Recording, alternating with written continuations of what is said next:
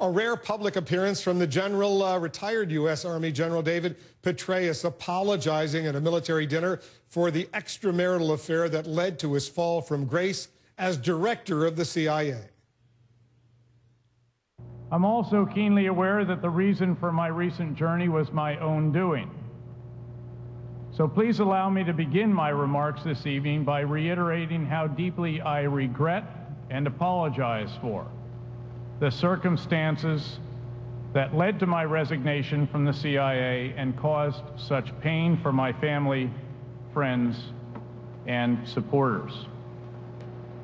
This has obviously been a very difficult episode for us, but perhaps my experience can be instructive to others who stumble or indeed fall as far as I did. One learns, after all, that life doesn't stop with such a mistake. It can and must go on. All right, let's discuss what's going on in our strategy session. Once again, joining us, our CNN contributor, the Democratic strategist Hillary Rose, and also Gary Marx, the executive director of the Faith and Freedom Coalition. He's joining us from Atlanta. Can he regroup, Hillary? What does he need to do if you were giving him some damage control advice?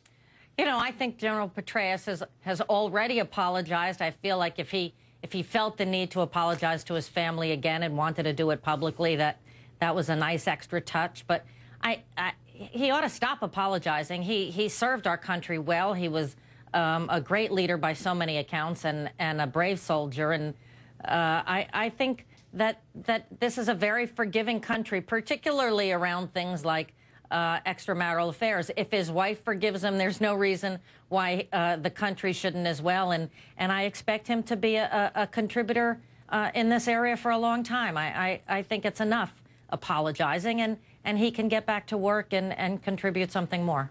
Gary, if you were giving him some advice, what would you tell him? Well, I look at the example of another David 2,000 years ago in a place called Israel who went through a very similar set of circumstances. And this process of an apology, it's a restoration process. It's a beginning, and he was able to go on and serve his country in amazing ways. Let's hope that this is an on-ramp to a process of restoration for this leader, spiritually, emotionally, socially, with his family, maybe politically. And let's hope that there is a way that he can continue to serve our nation down the line. I think Hillary's on the right track there. We are a nation of second chances, and people want to forgive, but they're gonna verify. There's a process, same kind of process that a lot of other leaders are going through, whether it's Mark Sanford or Tiger Woods or Michael Vick's. We're a nation that does want to give second chances, but it's a process. Hillary, let's move on, talk about the debate today before the United States Supreme Court on same-sex marriage. You support same-sex marriage. You were on Meet the Press on Sunday. You had an exchange with Ralph Reed. He works with Gary over at the Faith and Freedom Coalition. You wrote about it afterwards. Let me play what Ralph Reed said to you, said to all of the viewers of Meet the Press on Sunday, then we'll discuss. That the enduring, loving, intact, biological mother and father is best for children, and it's not even a close call. And the only issue before the court is there a social good to that, and does the government have a legitimate interest in protecting and strengthening? Let me turn to the issue of what is... All right, you obviously were moved by that because you wrote an article in the Washington Post saying that what he said seared your heart. Explain.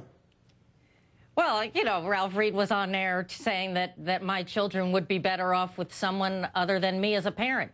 You know, I think the fact is that, first of all, I think I'm a pretty good parent. But second of all of the studies have shown every single study that's actually been given credibility has shown that there is just as much love and hope and support for kids and families with gay parents as not. And in fact, what I would have said had there been more time on Meet the Press is that, you know, Ralph Reed and his coalition had plenty of opportunity when this case was adjudicated in California. They had 7 weeks of a trial, and they didn't put forward a single expert, not one expert, who came up with a study that said that children are not better off, that children are better off not having gay parents. Having said that, I'll say none of that is what's at issue before the Supreme Court, because there are gay parents today and there are married people today. The only issue that's really before the Supreme Court is whether married couples who are heterosexual are going to be treated equally under the law as married couples who are homosexual, who are gay, and it's not going to change whether or not people like me have children, because we do. I've met Hillary's kids, Gary. I know she's an excellent mother. What do you want to say? What do you want to say to her? Because she's doing a fabulous job raising those kids. There are so many parents out there like Hillary that are doing their best job to raise children for the next generation. There are foster parents, adoptive parents, all sorts of different folks that are standing up and trying to bring up that next generation, and they're doing their best. I think what we're saying is similar to what the American College of Pediatrics has said. The very, very best situation for children is with a mom and a dad biologically connected to those children and raising them. We do think that the government does have a unique, compelling interest in fostering that basic building block of society, one that's been tested and proven more than 2,000 years of history. I think we shouldn't go willy-nilly into changing the law by having the Supreme Court make a one-size-fits-all judicial fiat solution, taking away the will of 41 states that have already put in place laws that fit with what their states' traditions have been. I think that would be a real mistake.